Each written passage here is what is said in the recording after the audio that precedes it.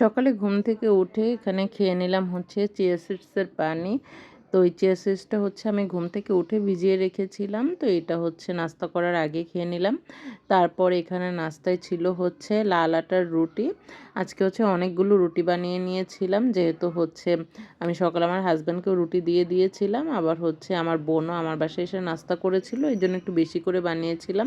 সঙ্গে ছিল হচ্ছে এখানে মুগ ডাল দিয়ে খাসির মাথার মাংস, আর হচ্ছে একটা শসা কেটে নিয়েছিলাম।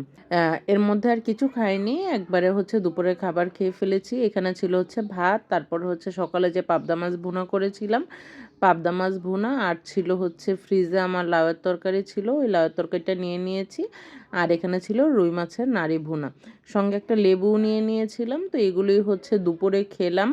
দুপুরে খাওয়া দাওয়া করার পরে হচ্ছে আমি বিকাল দিকে হচ্ছে এখানে কয়েকটা বাদাম খেয়ে নিয়েছি। এটা হচ্ছে চীনা বাদাম বা নর্মাল বাদাম যেটা আমরা খাই, এই বাদামটা নিয়ে নিয়েছিলাম।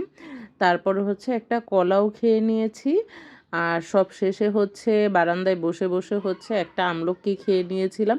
এই আমলকিটা যে সেদিন আমি কিনেছিলাম, তো একটা আমলকি ছিল বাসায়, তো ভাবলাম এটা বসে বসে খাই। তো এই তো এগুলোই ছিল আমার আজকে সারাদিনের খাবার। এরপর আজকে আর আমি কিছু খাইনি। তো ভাবলাম আপনাদের সাথে শেয়ার করি। ভিডিওটি কেমন লাগলো অবশ্যই কিন্তু জানাতে ভুলবেন না। সবাই ভালো থাকবেন, সুস্থ থাকবেন। আল্লাহ হাফেজ।